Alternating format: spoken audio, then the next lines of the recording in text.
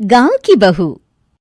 क्या सावित्री, मैंने सुना है कि मालती की बहू ने अपने सास ससुर को घर से निकाल दिया है। अब क्या कहूं, आजकल की बहुओं का कोई भरोसा नहीं है, कब क्या कर दें।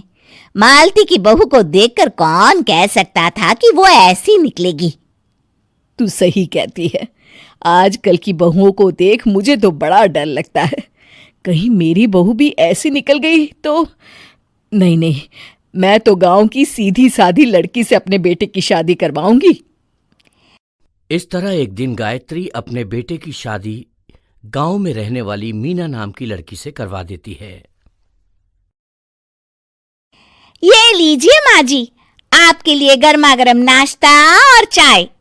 अरे वाह बहू, सच कह रही हूं, जब से तू इस घर में आई है मुझे तो बड़ा आराम है। तेरे जैसी बहू तो किस्मत वालों को मिलती है। का माँ जी, अब इतनी भी तारीफ मत करिए ना। धीरे धीरे मीना गायत्री की चहेती बन जाती है और मीना भी गायत्री को कभी शिकायत। का माँ जी, अब इतनी भी तारीफ मत करिए ना। धीरे धीरे मीना गायत्री की चहेती बन जाती है और मीना भी गायत्री को कभी शिकायत का मौका नहीं देती थी। फिर एक दिन, ये ले बहू, आज मैं बाजार से तेरे लिए साड़ी लाई हूं। साड़ी देखते ही मीना का मुंह लटक जाता है। का माँ जी, ये भी कोई साड़ी है? ना, मुझे तो बिल्कुल पसंद नहीं आई। अरे लाना ही था तो कोई अच्छी महंगी वाली साड़ी ले आती मेरे लिए। आप तो ये सस्ती साड़ी उठा लाई। मुझे नहीं ना चाहिए आपकी ये साड़ी, आप ही पहनिए इसे। अरे ये क्या बहू, तू तो आजकल कुछ ज्यादा ही नखरे दिखा रही है।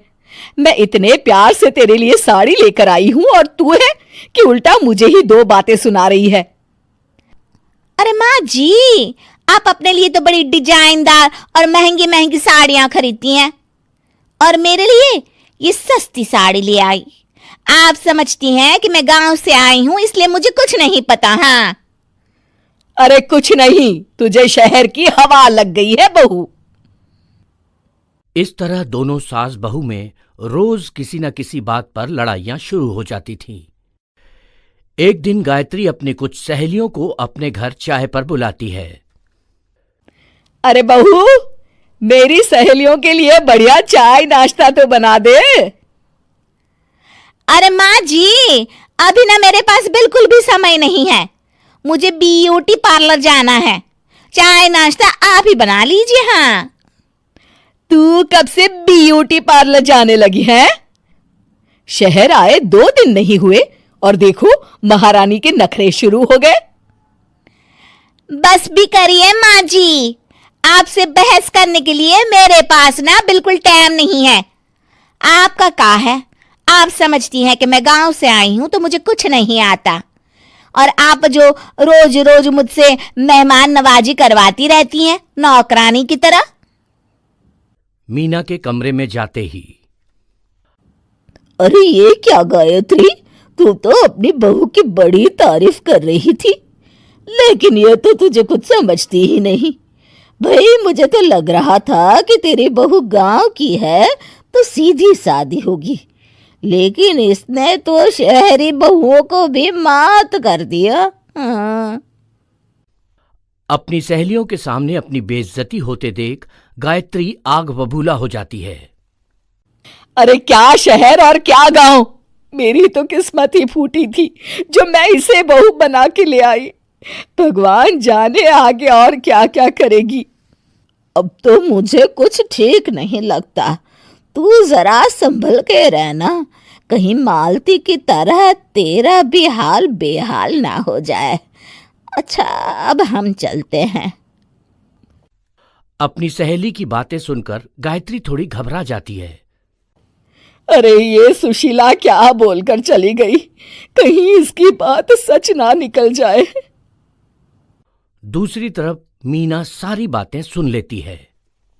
अगले दिन से गायत्री अपनी बहू से कोई काम करवाने से पहले 10 बार सोचती थी। ज्यादातर काम वो खुद ही कर लेती थी। अचानक अपनी सास में आए इस बदलाव को देख मीना, लाइए ना माँ जी, मैं कर देती हूँ ना काम। एक बात पूछूं माँ जी, आजकल ना आप बड़ी चुप चुप सी रहती हैं और अब मुझसे झगड़ना तो दूर, मुझसे खुल के बात तक नहीं करती आप। कुछ नहीं बहू, ऐसे ही।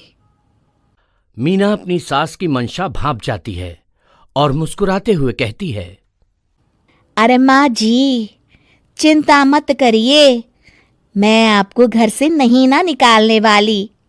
ये डर आप अपने मन से निकाल दीजिए। अरे छोटे मोटे झगड़े तो हर घर में होते रहते हैं, चाहे कुछ भी हो जाए, आप मेरी सासू माँ हो। मैं तो जिंदगी भर आपकी सेवा करूंगी माँ जी। अपनी बहू की बातें सुन गायत्री को एक प्रकार का संतोष होता है और उसकी सारी चिंताएं दूर हो जाती है। गायत्री अपनी बहू को गले लगा लेती है। मुझे माफ कर दे बहू, मैं तुझे गलत समझ बैठी थी।